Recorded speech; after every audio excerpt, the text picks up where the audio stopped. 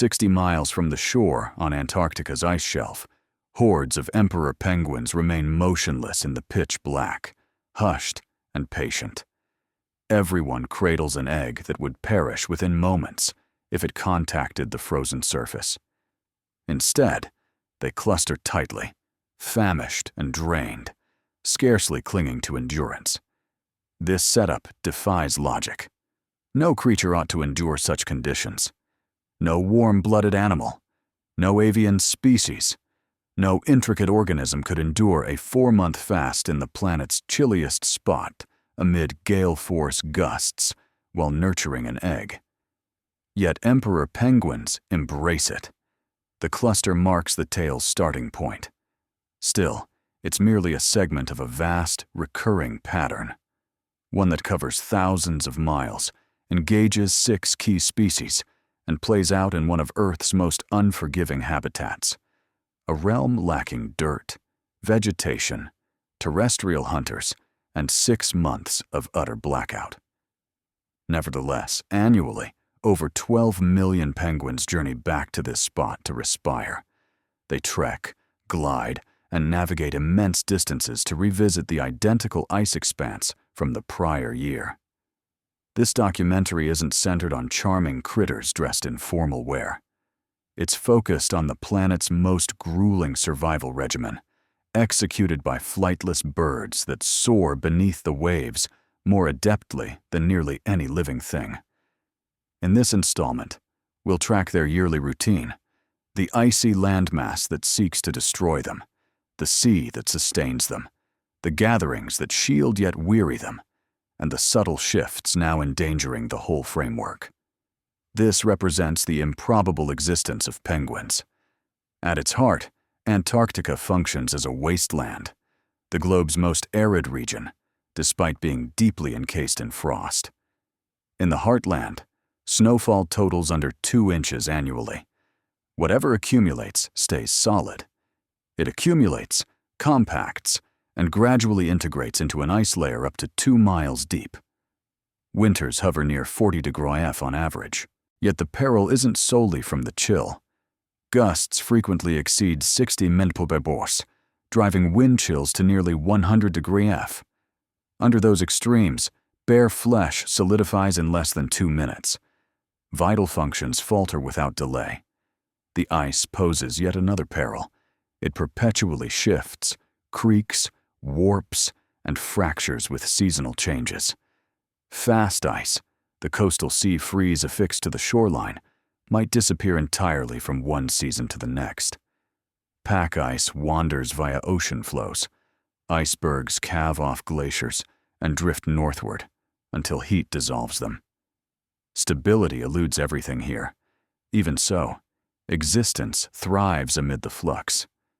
Antarctica hosts the world's biggest penguin rookeries.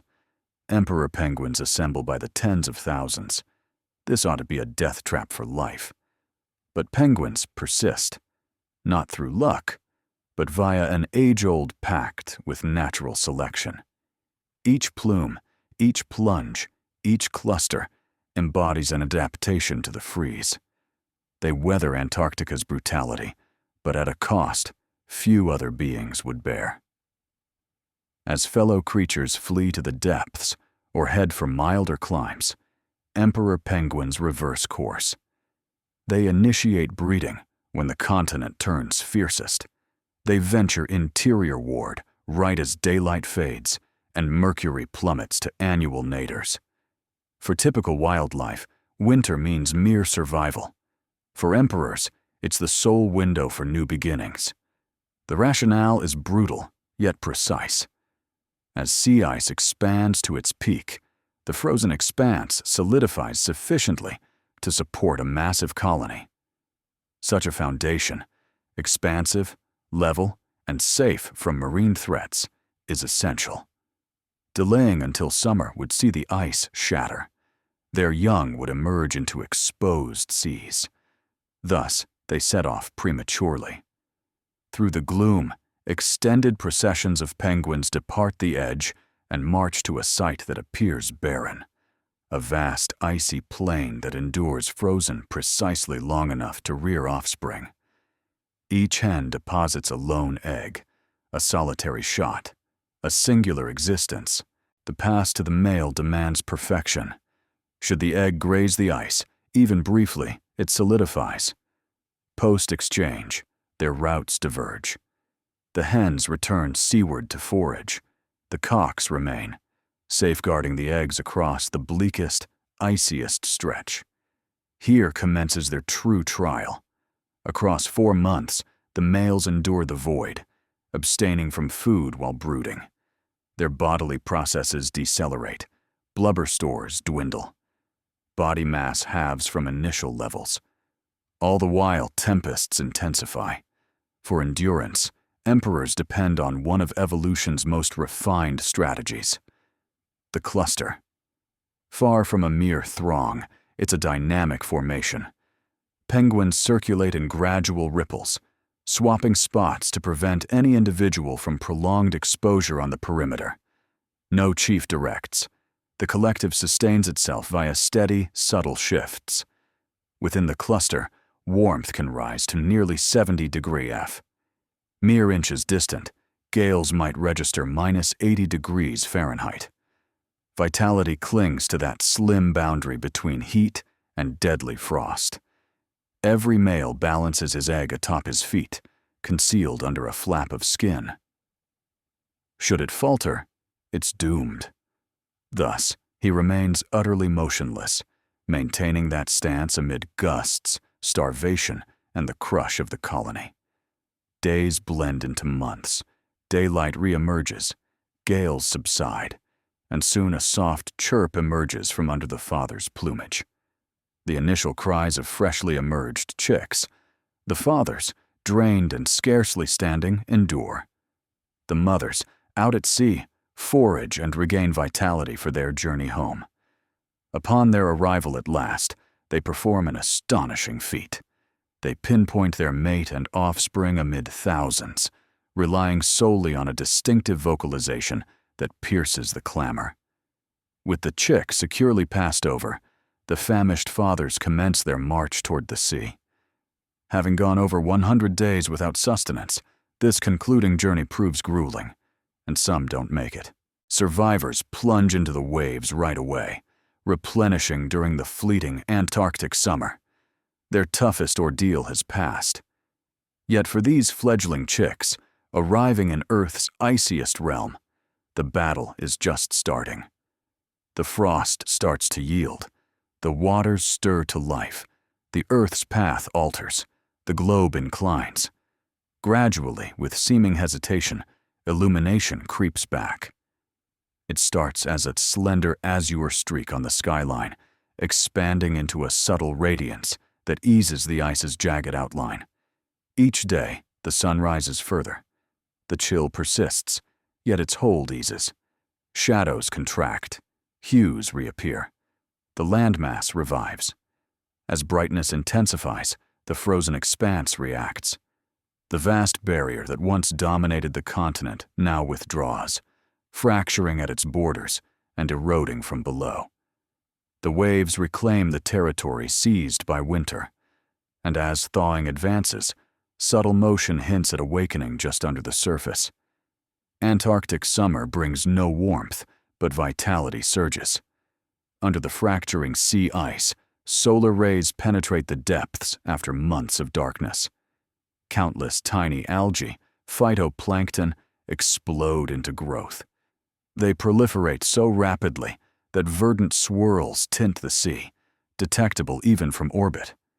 This surge of vitality underpins the whole Southern Ocean's chain of life. Trailing them, swarm krill, billions upon billions of krill. Scarcely any earthly habitat depends so utterly on one modest organism. Precision in timing is crucial. Krill require the melt. Hunters rely on krill. Penguins depend on the lot. As the sea stirs, shorelines buzz with energy. The earliest arrivals are Adelie penguins, compact, daring, and swift on terra firma. They reclaim snow-swept rocky coasts and construct nests from stones, pilfered and repositioned in endless territorial haggling. Slightly northward, Gentoo penguins return from winter voyages that took them deep offshore. They favor shores without ice and journey great lengths to secure them. Their nesting period adapts more readily to changing conditions. Chinstrap penguins gather in groups on isles and promontories, where the warm spell is brief yet reliable. Their moniker derives from the slim, dark band below the bill, though their endurance stems from exactitude. They synchronize their homecoming with krill's peak plenty, arrive prematurely, and the young go hungry. Delay too long, and the parents perish. All of it, each burrow, every journey, every emergence, sinks to the sea's rhythm, and the sea swells fast. Seals weave through fragmented flows, pursuing quarry in areas solid with ice mere weeks prior. Leopard seals guard the thawing perimeter, poised for novice penguins venturing into the waves. Their forms surface like phantoms, probing for motion. Giant petrels wheel overhead along the shores, ever watchful and unyielding. And under the surf, orcas slice through with elegant accuracy. Various pods hone distinct pursuit tactics. Some focus on seals, others pursue penguins, while packs collaborate to generate surges that sweep victims from the flows. They dominate as this sea's apex hunters. The summer thaw grants them vast roaming grounds. For nearly all creatures here, it's a time of plenty, a short interval of bounty, when the deep provides amply, quarry abounds, and ice yields passage. But deeper inland, this frenzy hasn't touched yet. For distant from shores, emperor penguins persist on icy terrain, shielding newborn chicks from winter's lingering bite. Their realm lags weeks behind Antarctica's broader awakening. These dual paces, the seaside summer and interior winter, seldom sync flawlessly. That's one factor why penguins continent-wide lead such varied existences. Their approaches are forged not only by instinct, but by terrain and the cadence of frost and glow that molds all life in this domain. What happens? The habitat of penguins varies greatly depending on their chosen location. Nowhere is this contrast more striking than in a distant archipelago over 1,000 miles away from the mainland. Here, summer doesn't merely arrive, it bursts forth dramatically. Welcome to South Georgia, a sub-Antarctic outpost that seems almost bountiful when set against the southern continent. In this spot, summers last longer, the seas teem with more life, and the seabed ascends to draw vital nutrients to the surface. Icy streams meet warmer flows. Upwellings stir the depths. What emerges is among the planet's richest oceanic ecosystems, a veritable feast for every hunter, forager, and coastal bird nearby. Right in the center lies a slim coastal stretch known as St. Andrews Bay, home to one of the world's biggest king penguin rookeries. Viewed from afar, the group appears as one vast, pulsing entity, a thick wave of ebony, ivory, and amber. Get nearer, and the immense size overwhelms you. Over 500,000 king penguins cram the shore, the flatland beyond, and the inclines leading up to receding ice sheets. Their cries merge into a ceaseless, clanging thunder. Countless adults and young ones calling out, straining to find each other amid the din. South Georgia bears little resemblance to the emperor realm we just explored. King penguins don't trek deep into the land. They skip incubating through endless night or enduring gales in tight clusters. Their method centers on terrain where the sea is always close at hand. King penguins nest on open soil. No frost, no raised spots, no grueling winter ordeals. Their broods are just modest patches amid the throng, and their reproductive rhythm is drawn out. It requires over 14 months to rear one offspring. Certain mates even bypass breeding seasons, since the process spans multiple periods. While an emperor fledgling might hatch and take flight, a king youngster could still be sprouting its initial true plumage. Such an extended schedule succeeds for just one key factor. South Georgia provides what Antarctica lacks: consistency. The waters remain reachable throughout the year. Provisions stay abundant in nearly all months. The weather, though severe, avoids the wildest fluctuations. Yet consistency doesn't mean security. The rookery behaves like a bustling metropolis. Grown-ups jostle and bargain for room. Juveniles cluster in mobs. Vast, ever-shifting packs of fluffy brown adolescents that bunch up as their guardians forage at sea. These clusters buzz with noise, fidgeting and reshuffling nonstop as ravenous young shove ahead, anticipating their parents' imminent arrival. Mature birds plunge into nearby seas, pursuing lanternfish, squid, and krill, the core energy source powering everything. Where abundance gathers, hunters trail behind. Skuas prowl the fringes, eyeing unguarded eggs and chicks. Giant petrels soar above, seeking out frailty. On the sands, fur seals and elephant seals lurk for any penguin faltering at an inopportune instant.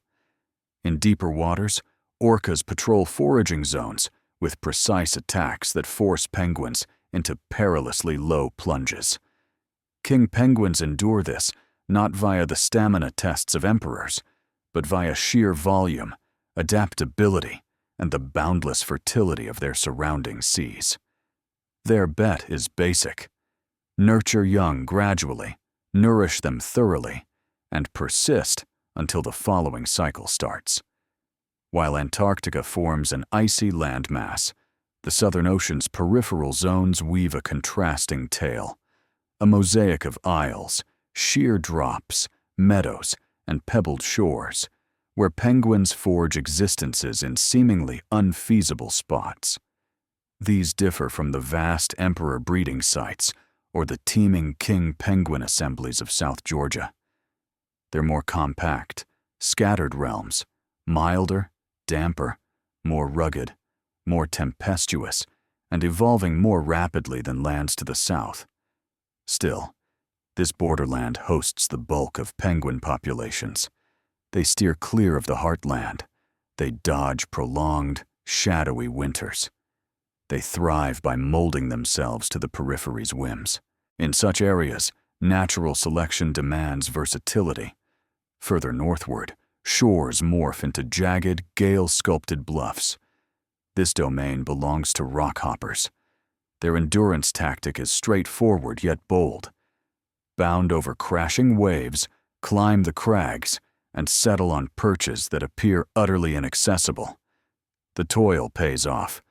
Such heights shield rockhoppers from many threats. Towering swells can't touch their sights. Chilly, fertile currents swirl right beneath. Rockhoppers ignore sea ice or steady patterns.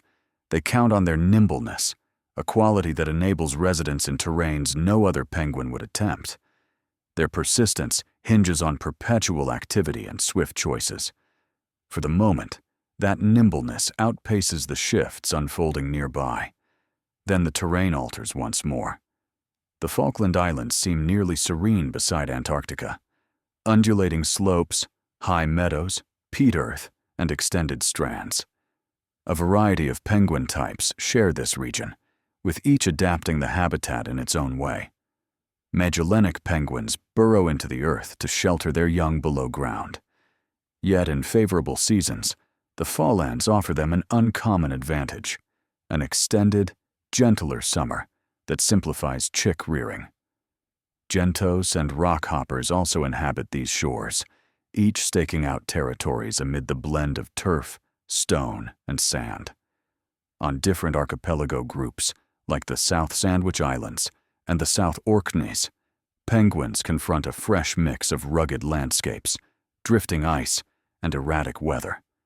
Macaroni penguins prevail in numerous such spots, their nesting sites gripping damp, slanted earth that appears far too precarious for fledglings.